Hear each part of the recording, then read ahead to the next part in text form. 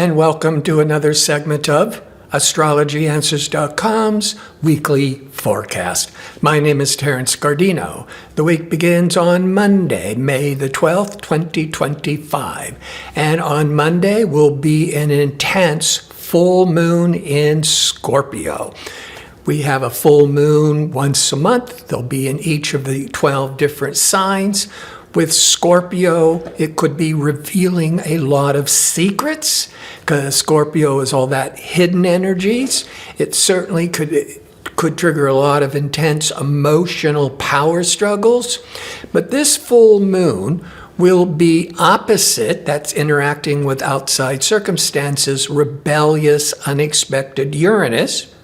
And that could create a lot of unexpected chaos. Maybe in the mundane world, there'll be a huge earthquake. But Saturn, grounding, stabilizing Saturn, will be very favorable to the Scorpio, because the Saturn is transiting in Pisces, a water sign, trining, supporting the moon in Scorpio, a water sign. Now also, so there's going to be a lot of big triggers and unexpected events, but the Saturn, we can handle it. We can manage it. It's like, okay, what do we need to do to resolve this situation? And Mercury, decision-making Mercury on Monday during the full moon is in a square or a hard angle to Pluto. Pluto, the ruler of Scorpio. So this Mercury-Pluto could also be some intense discussions, negotiations, powerful decisions that have to be made. But fortunately, the Saturn is stabilizing most of this energy. And with a full moon, the sun is opposite the moon. The sun's in Taurus, and Taurus can be very steady and very grounding. So a lot of unexpected change, but we're going to be able to get through it. And that full moon, you might have been feeling it the day before, and certainly for the first couple of days of this week. On Tuesday, now the moon has left intense Scorpio and has moved into Sagittarius. Sagittarius, and the moon represents more of the general public tone. Sagittarius is adventurous, it's friendly, it's honest, where Scorpio may be much more secretive. And that moon in Sagittarius is going to be very favorable with Pluto, mid-morning Pacific time. So we're able to really express our feelings very intensely, but with more hopefulness, more optimism. It's great for studying. It's also great for any kind of spiritual, astrological studies.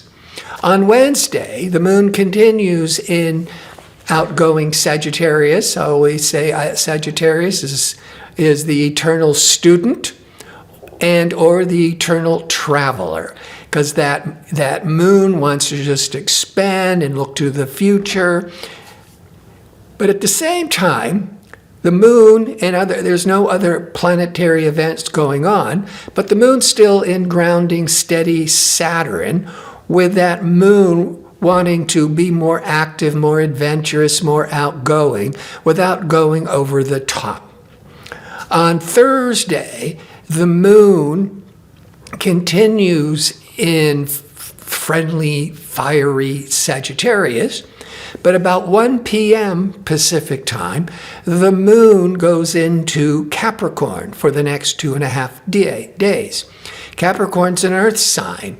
So when the moon's in Capricorn, we're more earthy, more grounded, more practical. With Sagittarius, we may be, looking to the future. And with the Capricorn, we want to say more grounded.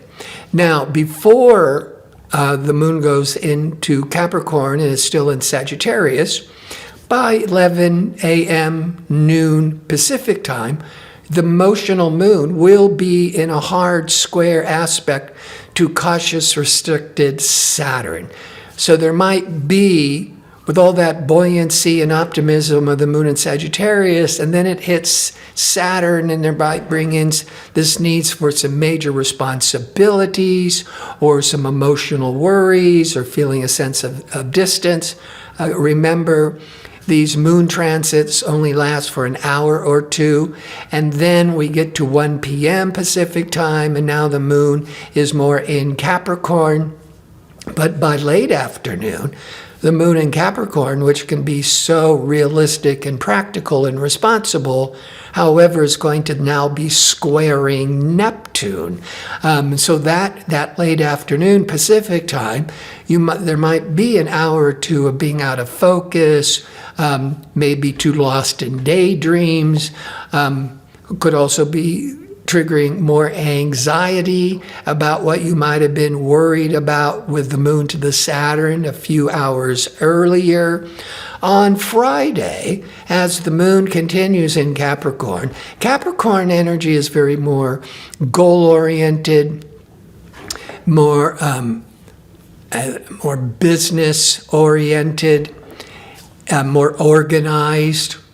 And that moon in Capricorn by mid-morning Pacific time is going to be excellent with communication Mercury, but a little stressful with Venus. So it might be that you might be with the moon Venus feeling that you're not getting your personal emotional needs met, but with it also at the same time very favorable with Mercury, you're more of an opportunity to want to talk about it as opposed to just repressing it, ignoring it, and having a bigger problem later. So this could also be good out of the personal area. How about writing? And so the moon Mercury, the great communicator, but the Venus could be the creative. So you might be having some creative struggles, but you're able to work through it. On Saturday, the moon continues in Capricorn, and the sun is in Taurus. They're both earth signs. This is a day when things just by the moon and the sun are more effortless. Things flow more easily, much better socially, and it is a Saturday.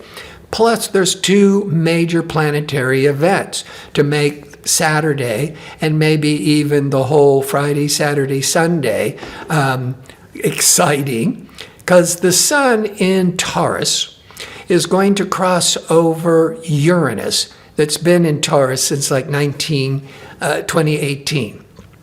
So it's a day, the sun, putting a spotlight on all things Uranian, and that could be these sudden shocks, these sudden upsets, but also these sudden insights, these sudden breakthroughs. This is a really good day to get out of any stuck routine. And decision-making Mercury, curious Mercury, is going to be in a square or a hard angle to impatient Mars. Now, the downside of that Mercury-Mars could be arguing, jumping to conclusions, and with that Sun-Uranus, you have these sudden surprises, but you might get all these sudden insights, because also the emotional moon is in harmony with the Taurus sun. And so even though there's a lot going on, you're able to also kind of manage through it and maybe get a great new insight. And on Sunday, now the moon has shifted into Aquarius. Capricorn is more about tradition and the tried and the true and what's conventional. When the moon goes into Aquarius, more of the public reaction is more towards the future, more thinking out of the box, maybe a little bit more quirky and inventive.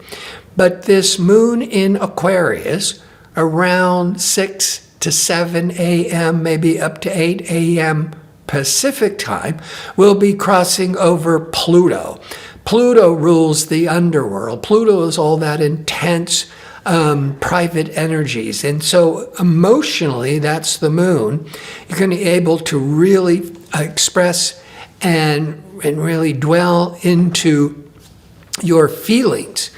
The good thing about Aquarius is that Aquarius tends to be more analytical and impersonal, more objective. So you're not going to drown in all these emotions. I would say this is really favorable time for having a real heartfelt, deep conversation with a friend or a loved one, having a therapy session, having an astrology reading, because you can really explore the depths and the details, but with the Aquarius, a little bit more detached about it.